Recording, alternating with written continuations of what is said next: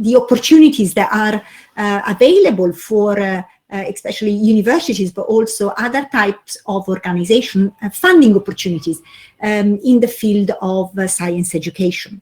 I will start by saying that at Pixel, besides organizing conferences, in the last 22 years, we have been involved in several European projects that are projects funded by the European Commission in the field of education. And we have been involved so far in more than 120 projects. So I will now present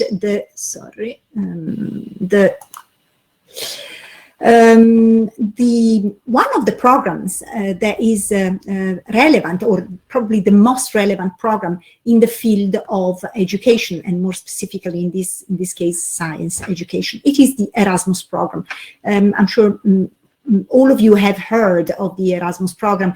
I have been an Erasmus student myself many years ago. The last 7 years during the last 7 years, the Erasmus Plus project was implemented, and it has just ended at the end of 2020, and it has been considered like a success story.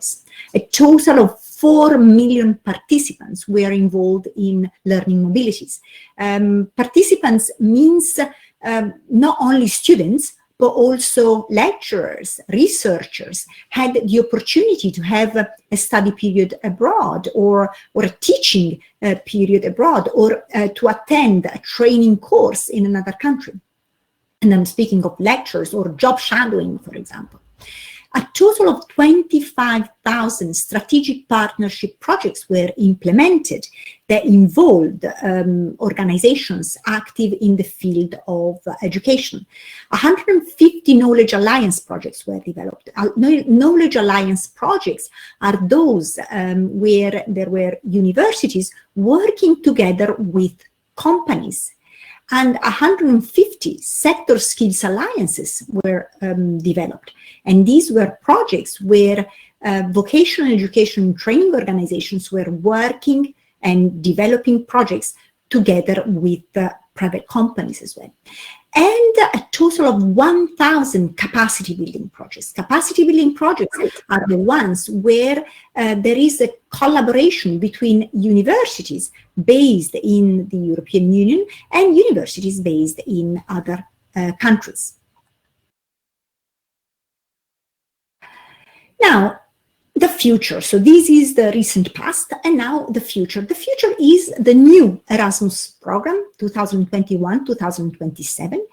The new program has been approved in December, but the guidelines have not been published yet. According to the latest news, they will be published by the first half of April. So we are really waiting for them. Very, very soon they will be available.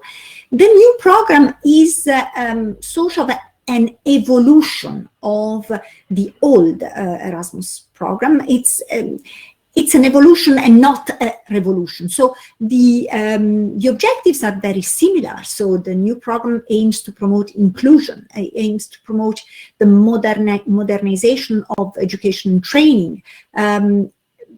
The new focus is on the environmental issues and climate change, but also the promotion of European citizenship, of participation, of promotion of employment. So similar aims.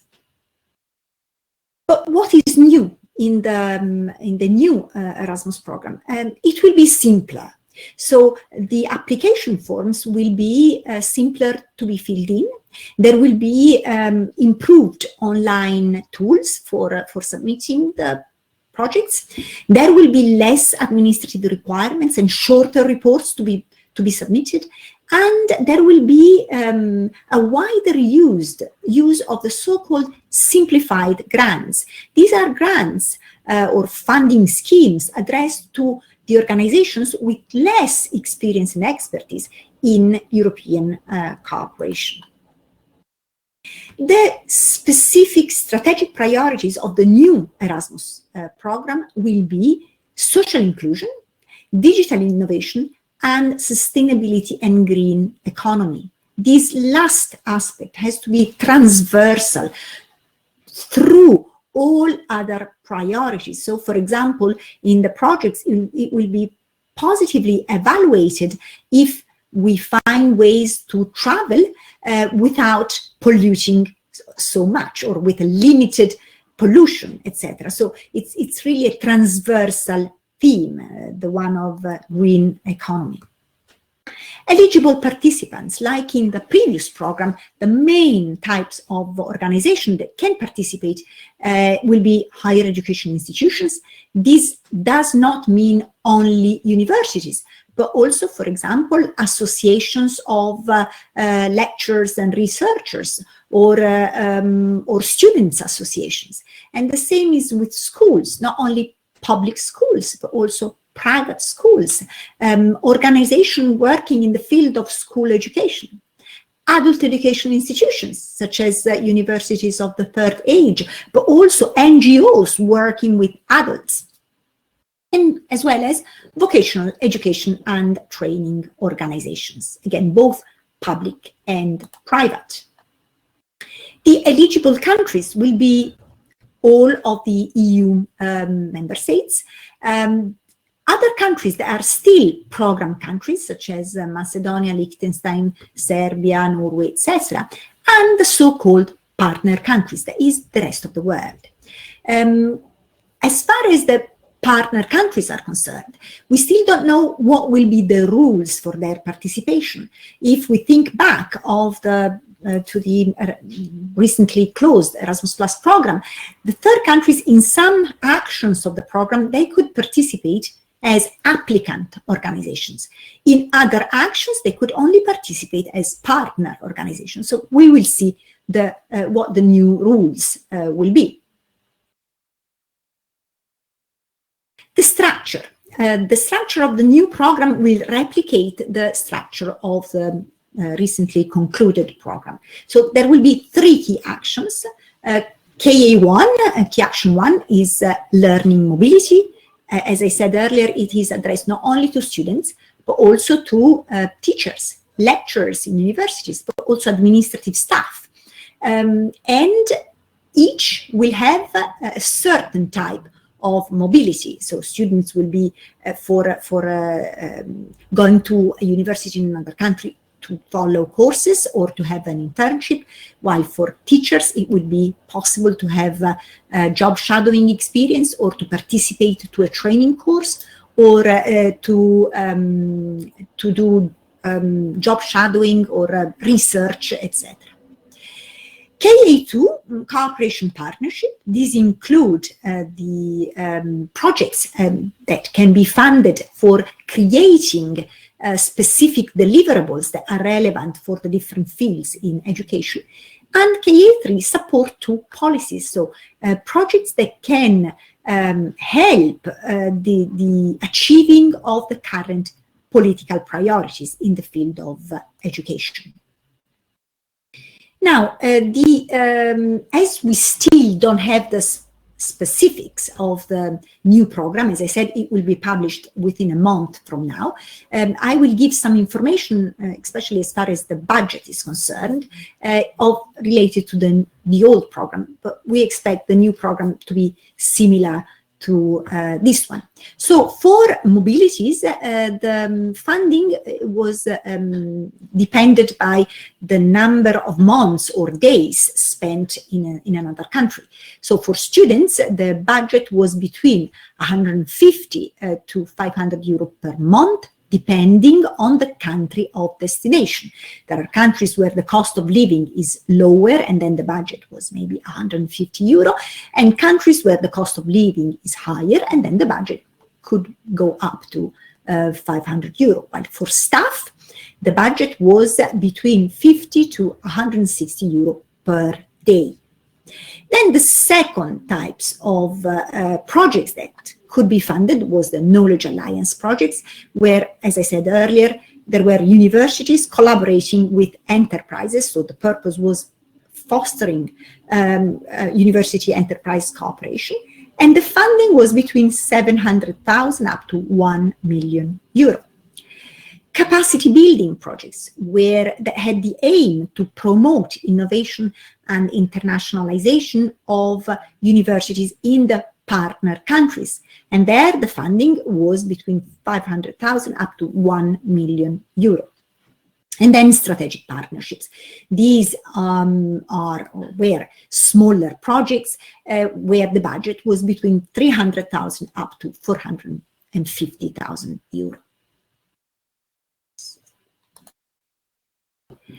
The budget, the total budget for Erasmus was almost 15 billion euro. Now the new program is, the budget is almost twice as much, as it is 26 billion euro, the total budget for the 7-year period. Now, we still don't know in the new program how the budget will be allocated, but this is the first draft of information we have so far.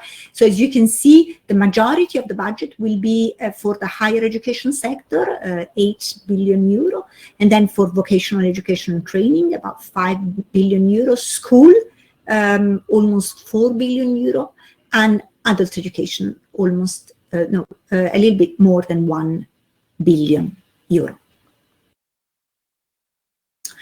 Now, very quickly, I will go through some projects that were approved, some of the projects in which we are involved.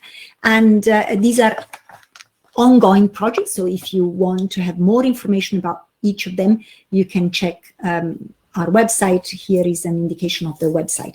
The first one I will briefly mention is MATI. The applicant organization is the Polytechnics of Bragança in Portugal, and the topic here is math teaching at higher education level. The purpose of the project is to provide math lecturers in the first year of universities in the departments of mathematics, but also engineering, physics, is to give these lecturers tools to assess the entry level of knowledge of math of first year students. The second project I will briefly mention is 5 minutes. Okay, thank you. Is Altmaeon. This is a project in the field of medicine, and more specifically in the field of history of medicine. That is a very specific field, and the purpose here is, first of all, to identify and to carry out a mapping of all courses available in Europe on the topic of history of medicine, as well as to provide lectures in the field of history of medicine of relevant teaching sources. The third project, Greenfield. This project, the applicant organization is the University of Bologna, the Department of Economics and Statistics of the University of Bologna. The purpose here is to train university students of finance and economics on sustainability issues related to the provision of energy. And in the framework of this project, this is a Knowledge Alliance project, the main result will be a joint master degree in green energy. There will be professional modules addressed to companies in the field of green energy, and 2 summer schools on green energy finance will be organized.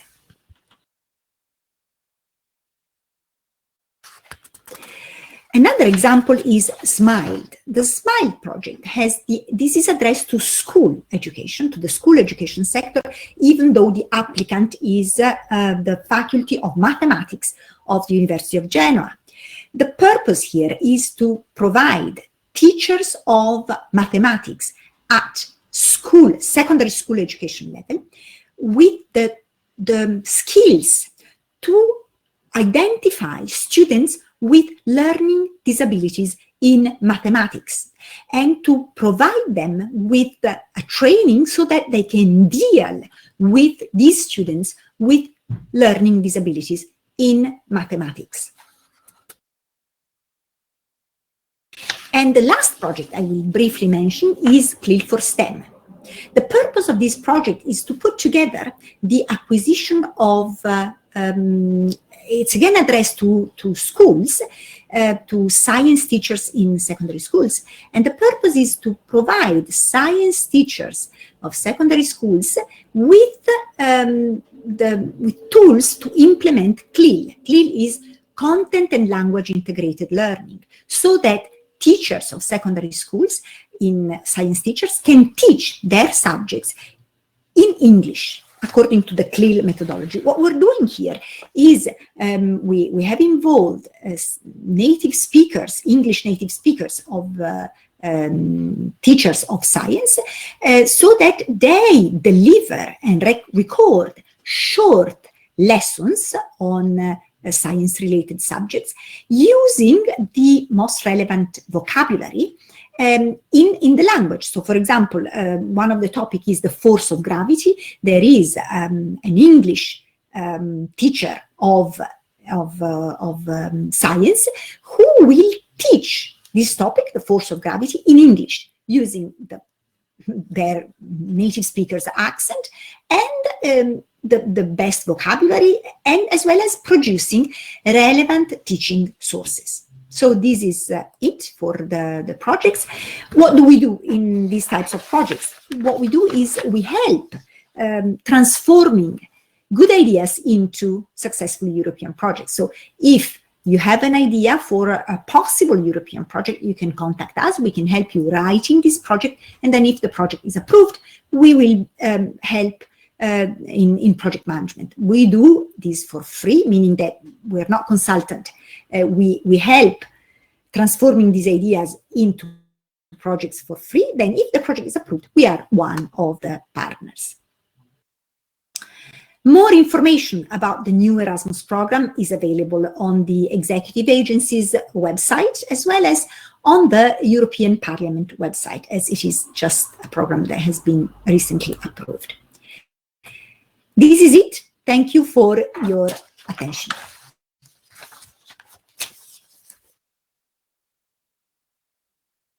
Thank you very much, Elisabetta.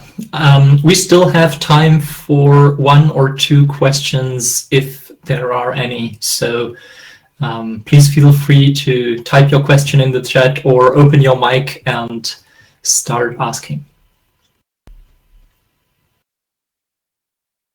I will add that there was another project that was presented earlier this morning, the GA STEM, where we're also involved. That's another project in the field of science that was funded by the European Commission. So there are lots of opportunities.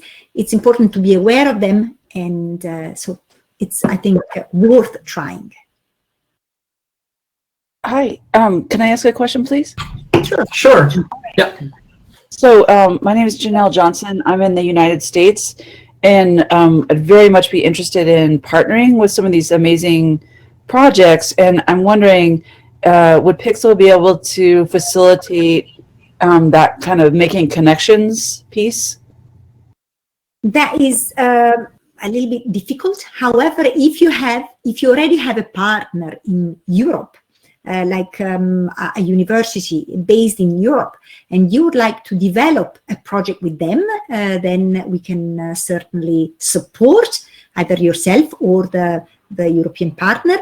If you are interested in joining the current projects I was mentioning, that is very easy. You can just send me an email, and you can certainly participate in the projects I was mentioning, as well as in several other projects in which we are currently involved in the field of science education. I don't know if I answered. Yes, very helpful. Thank you. Good, thank you. Are there any more questions on this presentation? I believe that you will be able for any questions that might come up, because this presentation that you gave is something that people will have to think about, and if they come up with an idea, they will be able to contact you via email, I think would be best, right? Yeah, yes. Thank you very much. Thank you. All right. Thank you very much, Elisabetta. And